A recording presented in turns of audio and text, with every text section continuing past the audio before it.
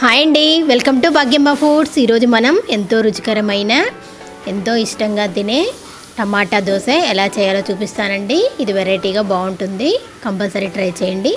ముందుగా మనం బాగా పండిన ఒక 4 టమాటాలు తీసుకొని ఈ విధంగా కట్ చేసి పెట్టేసామండి. ఇప్పుడు వీటిని మనం మిక్సీలో వేసుకోవాలి ఇలా.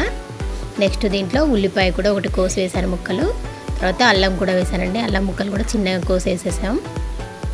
నెక్స్ట్ దీంట్లో జీలకర్ర వేసామండి. తర్వాత కారం కూడా సరిపడా వేసుకోవాలి. ఇప్పుడు వీటన్నిటిని బాగా మిక్సీ పట్టుకోవాలి. చూసారు కదా, మెత్తగా మంచిగా గ్రైండ్ అయిపోయిందండి. ఇలా మెత్తగా రావాలి, టమాటా ముక్కలు కనపడకూడదండి. ఇలా మంచి పేస్ట్ అయిపోయింది. దీనిలో ఒక గిన్నెలో వేసుకున్నాం మనం. నెక్స్ట్ మనం 1 కప్పు రవ్వ తీసుకున్నామండి, బొంబాయి రవ్వ, ఉప్మా చేసేది.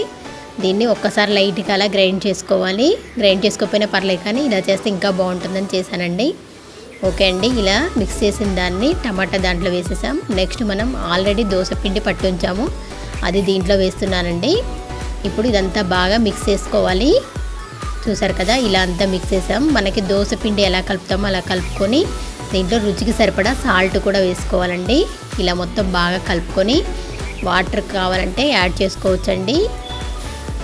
మరీ పలుచగా కాకుండా మీడియంగా కలుపుకోండి. ఓకే అండి, మనకి ప్యాన్ హీట్ అయిపోయింది. ఇప్పుడు దోశ వేస్తున్నాం. చూసారు కదా ఎంత చక్కగా వస్తుందో రౌండ్గా.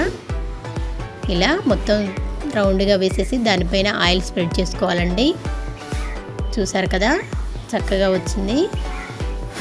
ఇప్పుడు ఇది కాస్త మంచిగా ఒకవైపు కాలిన తర్వాత నెక్స్ట్ వైపు తీసుకొని టర్న్ చేయాలండి. ఇలా చూసారు కదా పలుచగా కూడా వచ్చింది, మంచి కలర్ఫుల్గా కూడా ఉంది కదండి.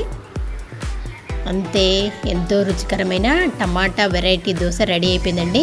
ఇది పల్లీ చట్నీ కాంబినేషన్కి సూపర్గా ఉంటుందండి.